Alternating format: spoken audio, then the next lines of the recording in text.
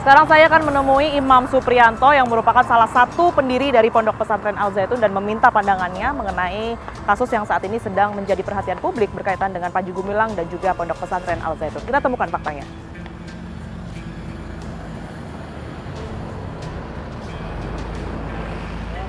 Ya, sekarang di sebelah saya sudah ada bersama dengan Pak Imam Supriyanto. Pak Imam Supriyanto yang kerap dipanggil Mbah Imam, ini adalah merupakan pendiri Yayasan Pesantren Indonesia yang menaungi Pondok Pesantren Al Zaitun, begitu ya, Mbak Imam? Assalamualaikum, sehat Mbak Imam? Waalaikumsalam, alhamdulillah sehat. Alhamdulillah sehat. Mbak Imam, saya menemui Mbah Imam ini berkaitan dengan Mbah Imam ini salah satu pendiri dari Al Zaitun, begitu ya Mbah ya? Yayasan Pesantren Indonesia. YPI yang kemudian menaungi Al Zaitun itu sendiri. Betul. Nah, ingin mengkonfirmasi lagi dan mendengar cerita langsung dari Mbah Imam selaku pendiri, mulai dari awal mula pendirian dengan Panji Gumilang pada saat itu hingga saat ini juga beredar, termasuk Mbah Imam juga pernah berstatement bahwa Panji Gumilang ini adalah pimpinan NII yang justru saat ini memimpin Pondok Pesantren Al Zaitun yang tengah menjadi perhatian publik. Mbah Imam, ini seperti apa awal mulanya, Mbak? Ya, awal mulanya saya sejak tahun 88 ikut pembinaan dan memang bertemu dengan Pak Panji. Waktu itu Pak Panji bernama Abu Toto, gitu. Kemudian terakhir belakangan dikenal dengan Panji Gumilang, gitu kan. Nah, terus lantas gitu, Mbak. Pergantian pimpinan yang kemudian jadi Pak Panji Gumilang saat ini seperti apa, Mbah? Oh, di yayasan. Di yayasan. Di yayasannya pada tahun 2010 ketika saya sedang sakit, saya tidak ke kampus gitu kan. Nah, tiba-tiba saya dapat informasi dari staf notaris, katanya Pak Haji kok keluar dari yayasan. Saya bilang saya nggak pernah keluar, saya bilang. Coba besok saya datang ke kantor notaris, nanti saya lihat dokumennya, notulen rapat. Nah, di dalam notulen rapat tuh ada tanda tangan saya gitu. Di sana dinyatakan. Artinya dipalsukan begitu? Iya, artinya tanda tangan ini bukan tanda tangan saya, gitu kan. Terus di situ ada berita acara rapat, saya dinyatakan mengundurkan diri gitu, hadir dalam rapat itu. Padahal saya tidak pernah hadir dalam rapat dan tidak pernah menyatakan pengunduran diri dan tidak pernah menandatangani dokumen apapun gitu ya. Kan sering beredar mengenai NII KW9 juga, Mbak Imam. Beliau sendiri mengatakan bahwa itu sebenarnya NII sudah selesai, jadi dia tidak ingin juga dikait-kaitkan dengan adanya NII. Kalau kita tarik ke belakang, sebenarnya awal mula Panji Gumilang, kemudian juga keberadaan NII di Al Zaitun sendiri seperti apa, Mbak Imam? Ya, kalau Pak Panji itu bukan NII sudah ditinggalkan oleh jamaahnya, oleh umatnya gitu.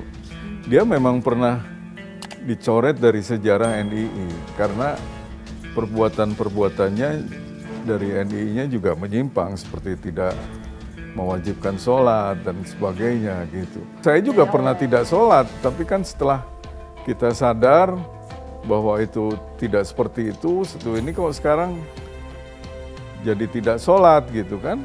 Apalagi sekarang sholatnya macam-macam gitu. Sholat tapi macam-macam kan, yang kontroversial yang jadi masalah di tengah-tengah masyarakat sekarang ini gitu. Jadi sebenarnya yang terjadi saat ini di dalam Al Zaitun, kalau menurut Mbah Imam dengan pemimpinnya yang menurut Mbah Imam ini adalah pimpinan NII, apa, Mbah?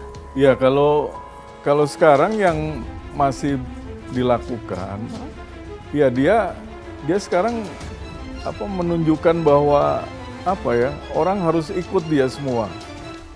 Itu salah satunya itu yang saya perhatikan, karena dia merasa dia ini sebagai pimpinan NII, sebagai imam NII, yang lain harus tunduk oleh dia gitu kan.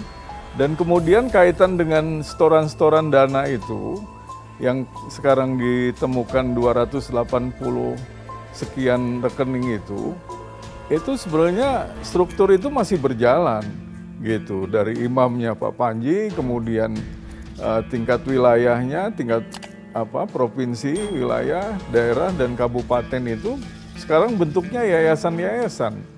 Yayasan Du'afa, Yayasan Tali Bangsa, Yayasan Rahmatan Lil Alamin. Kemudian dari tingkat kecamatan ke bawah itu mengedarkan kotak-kotak amal gitu kan. sampai salah satu yang dilakukan untuk perputaran dana untuk Al Zaitun sendiri. Iya, yang sekarang saya dapat informasi seperti itu, yang dapat laporan dari teman-teman begitu. Jadi nanti satu orang dapat 300.000, itu 80% distorkan ke atas, 20% untuk pelaksananya begitu. Itu yang dipraktekkan dan itu masih berjalan terus. Dan berhenti kemarin setelah itu dibongkar kan, sudah nggak berjalan lagi gitu. Nah seperti kemarin kan juga udah kelihatan ada kesulitan uang dan sebagainya begitu. Kesulitan uang? Iya artinya sejak dia ini mulai mencari simpati. Oh, dengan beredarnya yang dimaksud Mbak Imam ini dengan beredarnya kontroversial akhir-akhir ini, video-video yang beredar per minggunya. Betul. Oke, ini salah satu bentuk sinyal bahwa sedang kesulitan keuangan. Kesulitan secara ekonomi. Secara ekonomi sampai mencari simpati ke negara Israel supaya nanti dapat sumbangan dari negara Israel begitu. Ini dasarnya apa Mbak Imam? Yang sampai mencari bantuan ke negara Israel, mencari simpati dan sebagainya. Ya, Israel kan selama ini kan mencari komunitas yang bisa mendukung negara Israel. Indonesia kan belum ada hubungan diplomatik. Nah, secara pribadi ya dengan Israel kan belum ada hubungan diplomatik. Mungkin dicari secara komunitas. Oh, ini ada Al Zaitun nih, mulai membangga-banggakan, mulai mengangkat budaya, mengangkat negara Israel gitu. Nah, nanti harapan Zaitun kalau kerjasama ini bisa terjalin, aman, tidak ada masalah, ya yang pertama inginkan itu dukungan finansial saya lihat. Iya, betul.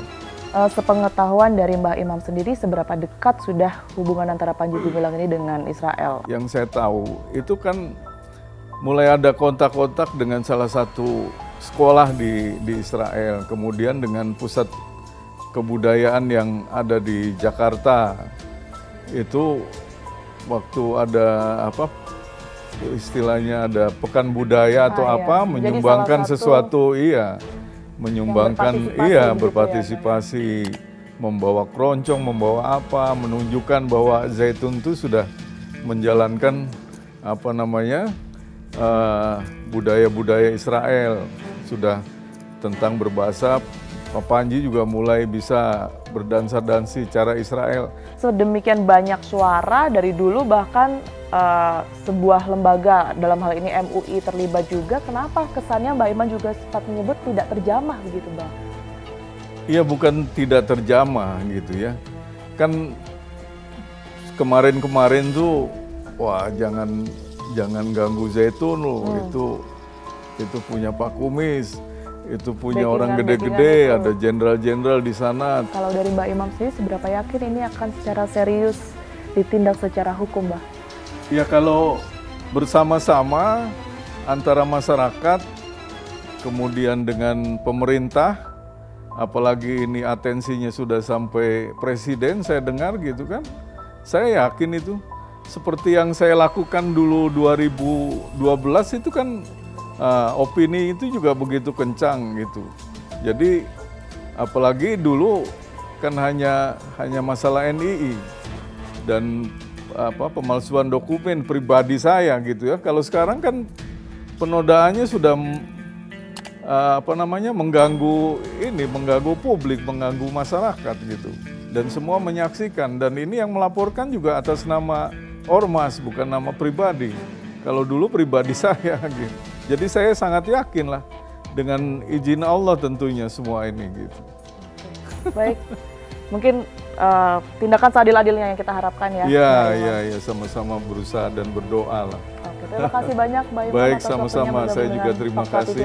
Kita temukan fakta selanjutnya, pemirsa.